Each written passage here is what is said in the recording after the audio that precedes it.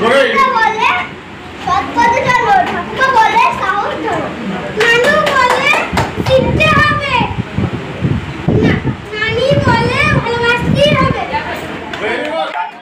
হ্যাঁ, এখানে এসে তো সত্যি খুব ভালো একটা মানে অভাবনীয় ব্যবস্থা করেছেন, যেটা আমরা ছোটবেলা তো ভাবতেই পারতাম না। আমাদের তো বাবা মা এরকম ভাবে তো কোনোদিনই এ করেনি, বা তখন স্কুলের ব্যাপারটা ছিল না। তখন সমাজে দাদু দিদাদের স্থান ছিল অনেক উপরে। আজ সমাজ ব্যবস্থা বদলে গেছে।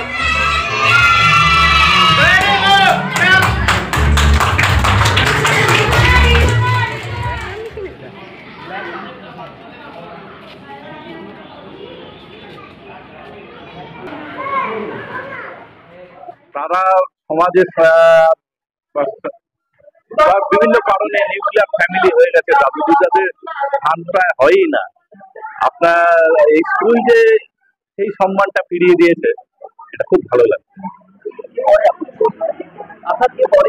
আমার এই না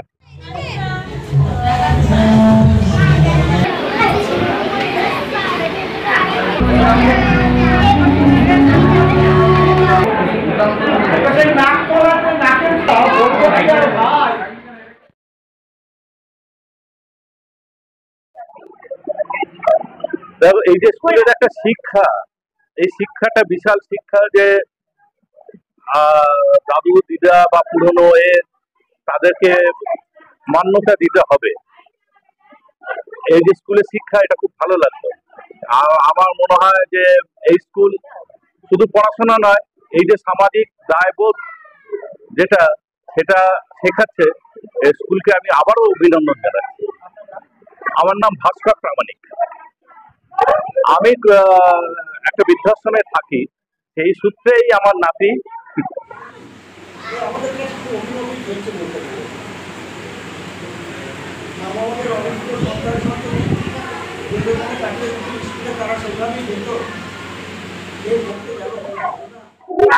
আমরা গ্লোবাল স্কুলে গ্র্যান্ড প্যারেন্টস ডে উপলক্ষে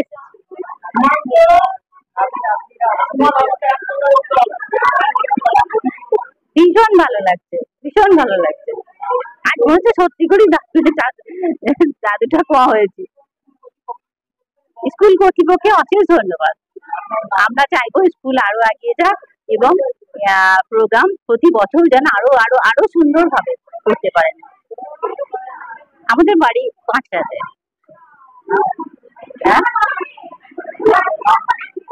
না মামা নাম দিদার মুখে শোনা সেই গল্প মাধুর্য হারিয়ে যায়। আমাদের দাদু দিদার জীবনে রয়েছে বহু অভিজ্ঞতা, সংগ্রামের ইতিহাস এবং সাফল্যের গল্প। তারা আমাদের শেখান কীভাবে জীবনের তাদের অভিজ্ঞতার জীবনের আমরা যখন নতুন প্রজন্ম